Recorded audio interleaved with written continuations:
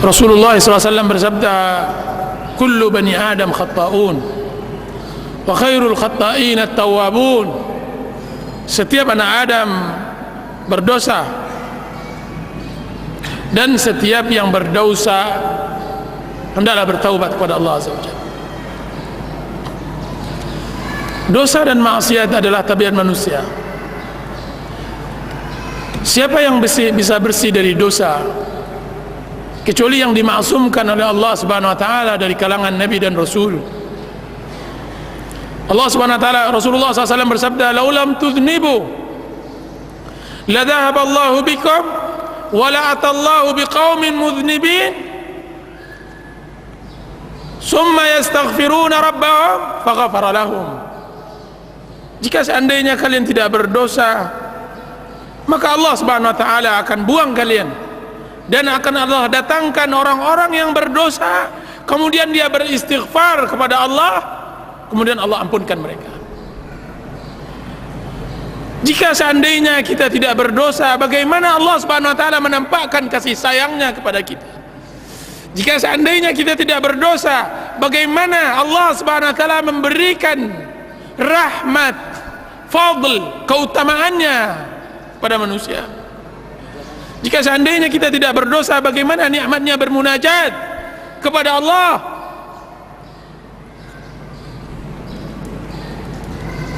Adam alaihi salam, kedudukannya lebih baik setelah dia melakukan berdosa daripada sebelum melakukan berdosa.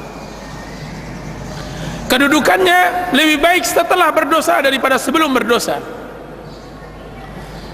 Apa kata Allah di dalam sebagian athar dinukilkan oleh Ibnu Qayyim rahimahullahu ta'ala? Wahai Adam, dahulunya engkau datang kepada aku sebagaimana datangnya raja kepada raja, akan tapi sekarang engkau datang kepada aku sebagaimana datangnya budak kepada majikannya. Dan alangkah nikmatnya hidup menjadi budak Allah, hamba Allah, menghambakan diri kepada Allah Azza wa Jalla.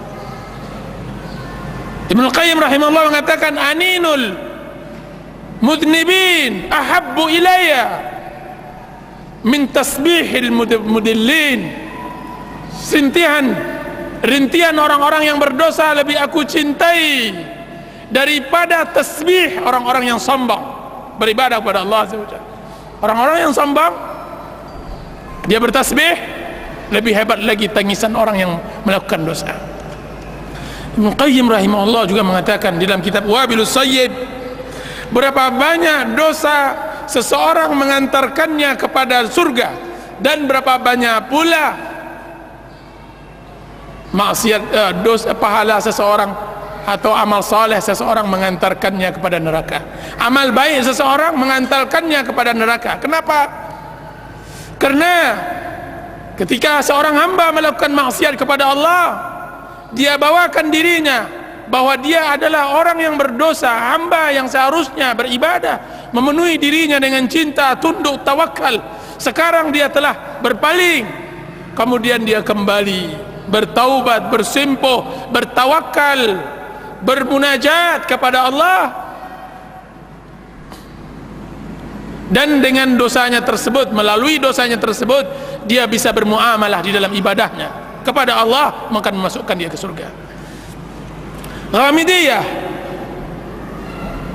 yang datang kepada Rasulullah sallallahu alaihi wasallam, yang dia mengatakan, ya Rasulullah,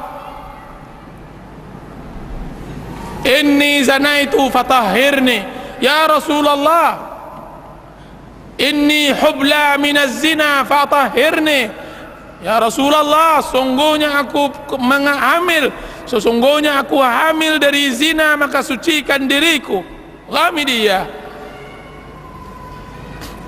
Terus apa yang terjadi?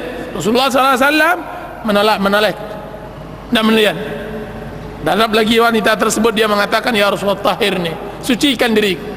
Balik lagi dia ke sini, dia sucikan. Ya Rasulullah, saya mengerti bahwa engkau akan menolakku sebagaimana engkau tolak Ma'iz. Rasulullah SAW menolak Ma'iz. Apa kata Rasulullah SAW? Tidak, aku tidak akan tegakkan sampai engkau melahirkan. 9 bulan Ghamidiyah tersebut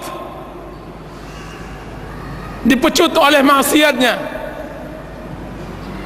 dibelut oleh zina dan perbuatan fahisyahnya kepada Allah Azza wa Jalla. Akan tapi pecutan maksiat tersebut mengantarkannya untuk bertaubat kepada Allah. 9 bulan dia datang lagi kepada Rasulullah. Dia bawa bayi tersebut, kemudian dia mengatakan, ya Rasulullah, ini bayi saya, anal mar'atul lati ji'tuka wa kuntu hubla minaz zina. Akulah wanita yang dahulunya datang kepada engkau yang mengatakan aku berzina, kemudian sucikan aku. Ini dia anakku ya Rasulullah, sucikan diriku.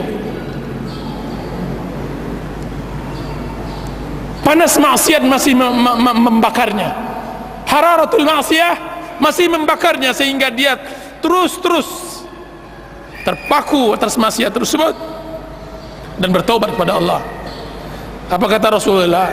Tidak, hatta taftimih, sampai engkau menyapihnya, menyapih anak bayi tersebut. Pulang lagi dia dalam keadaan keputus asa, dalam keadaan kesendirian, kesedihannya, karena dia sudah bosan dengan kekotoran badannya.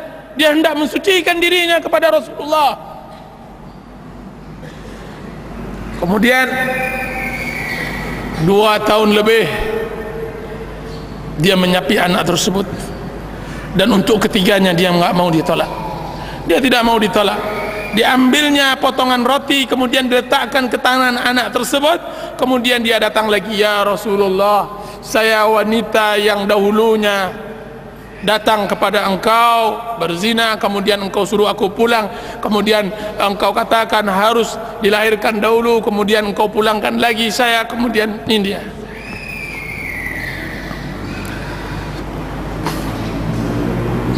Apa kata Rasulullah SAW? Periksa dia, apakah dia mempunyai junun, gila, semacamnya. Kemudian ditegakkan kepadanya had.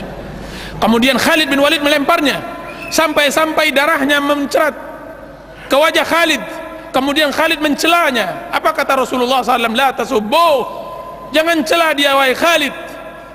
Laqad tabat taubatan law wasi'at law tabat law tuqsamu ala law yuqsamu ala ahli al-madinati lawasi'atuhum.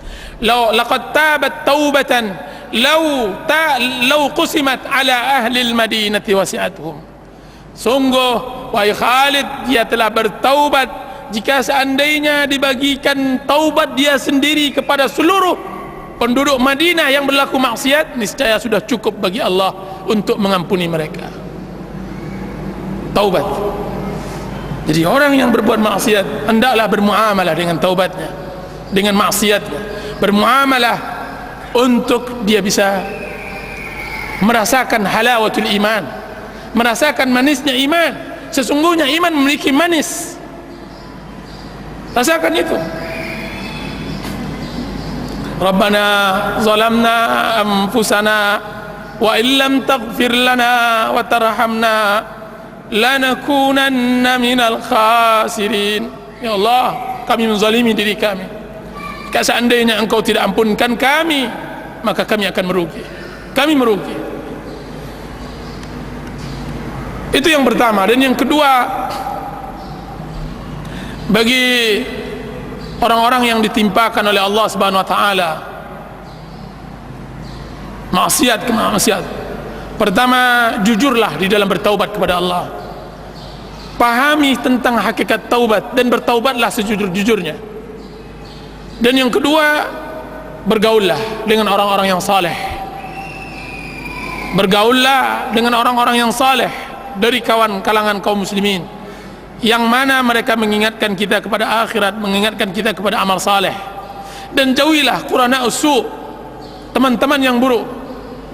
Dan sering-seringlah untuk duduk di tempat-tempat yang bersih, di masjid-masjid Allah, di kajian-kajian ilmu. Dan hiduplah bersama salaf, bersama sahabat Rasulullah SAW, bersama tabi'in. Bacalah sejarah mereka, hiduplah. Sesungguhnya menyibukkan diri dengan hal itu akan menghilangkan maksiat kita kepada Allah. Maksiat muncul karena kekosongan hati. Maksiat itu datang Karena kita tidak menegakkan kebenaran pada waktu itu. Qul ja'al haqq wa zahaqal batil innal batila kana zahuqa. Ketika kebenaran kita tidak tegakkan, maka datang kebatilan akan menyerang. Pasukan kebatilan akan menyerang diri kita. Maka sibukkan diri dengan kebenaran. Hadiri majlis ta'lim, penuhi diri kita dengan zikir kepada Allah, dengan salat 5 waktu, dengan berbicara dan berbincang, mengingat akhirat bersama orang-orang saleh, membaca buku, menjadwalkan untuk sosial, menziarahi orang sakit. Sibukkan diri, berziarah kubur, berinfak, bersedekah, bergotong royong, pergi ke tempat-tempat kesedihan orang-orang yang ditimpakan musibah. Berangkatlah, sibukkan diri anda dengan itu. Di Madinah ada seorang pemuda yang mana dia menadarkan dirinya setiap asar dia harus berangkat ke mustasfa, ke rumah sakit. Berangkat, dia nggak memiliki harta seperti anda, fakir, miskin. Dia mengatakan, saya tidak memiliki harta untuk bisa saya sedekahkan. Saya juga tidak punya keahlian yang saya bisa sedekahkan untuk Allah. Akan tetapi saya mempunyai kata-kata, sedikit kata-kata untuk bisa memberi pembalut kesedihan orang-orang yang sakit. Maka dia datang di rumah sakit setiap asar. Ketika hendak maghrib dia sholat berjamaah. Itu setiap harinya. Masya Allah. Harus ada kebaikan yang kita banggakan di hadapan Allah Azza wa Jalla. Harus ada kebaikan yang harus kita banggakan nanti di hadapan Allah. Jadi bertemanlah dengan orang-orang seperti itu, mudah-mudahan ada manfaatnya. Wallahu